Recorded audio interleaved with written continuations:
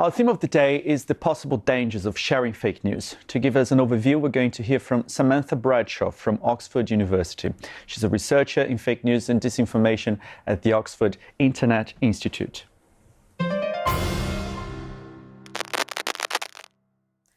Fake news can have real human consequences when it spreads from the online world to the offline world, particularly because of the speed at which this disinformation can spread. Often, unlike in the past, where there were many checks to the information that was being put out to the public, there aren't as many checks with social media, and viral stories containing fake news or other forms of disinformation have real-life consequences for people. For example, if we look at India or Mexico, disinformation and fake news have led to people actually being killed. If we look at the medical world with vaccines, a lot of the anti-vax movement narratives and the fake news about vaccinating children have caused real-life children not to get vaccinated and then die of sickness later. So there are real consequences to fake news and to these rumors that spread online. So Samantha was talking a lot about consequences there. Yes, some tragic consequences in that case.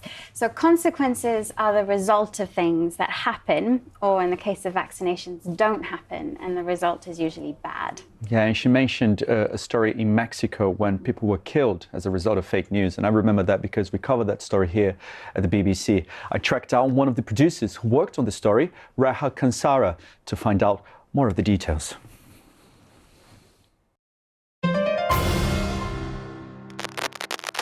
Reha, you covered a tragic story, and that was because of fake news. Tell us about that. So this is a story about two men who were murdered for something that they didn't do. These two men, they were going back home. They stopped over by a school to take a break. They had loud music on and were resting in their car. But someone at the school got suspicious, and so they called the police. As soon as the police arrested them, not for anything, but just finding, beer bottles, empty beer bottles in their car. People came, saw everything that was happening outside the school and started spreading fake news on WhatsApp. The rumor that essentially spread was that they were two men who were child kidnappers who were waiting outside a school to abduct children. And that obviously caused a frenzy on social media, on WhatsApp. And that turned into something bigger when they were arrested, because this went from WhatsApp to Facebook, gathered on Facebook to call out on people to come outside of the police station and basically take the law into their own hands. They were dragged from the police station to a town hall, doused in petrol, and then lit on fire. Lynchings aren't a new thing, but what is new is the way that this whole thing was filmed on Facebook. Mm-hmm. It really shows the danger, because it went from WhatsApp to Facebook, and then it was a very small town in Mexico, so in a matter of hours, everybody was talking about it. And what struck you the most when covering the story? The fact that people so easily believe things without, fact-checking or double-sourcing things. It has grave consequences, and this was one of them. Has there been any change in terms of legislation in Mexico, like public perception, even like public behavior when they see something that is not true? There are people talking about misinformation, more particularly over here, disinformation, the fact that people can turn lies into actual news. And this is something that Mexico is dealing with, not just with lynchings, but also with elections and just in general fake news in the country. And so you have platforms like Lo Que Sigue that has had to come about just to combat fake news in the country. Rahab, thank you very much indeed. Thank you.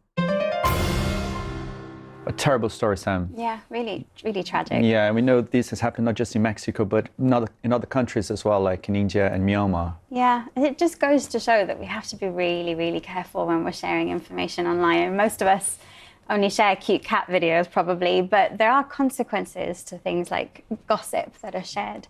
Now, if you are an avid news consumer and want some advice on what to consider before you share anything on social media, here's Raha again with her top tip.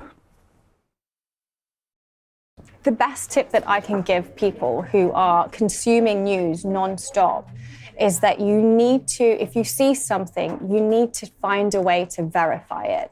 That means if you see something in the news, check another media organization's coverage of that news to see whether they are following the same line. If you see something on WhatsApp that isn't news, but people are spreading, question why they're spreading it, what's their agenda. You know, if there is something involved in it that shows that it could have a reliable source of news, then go to that source and find out what's happening.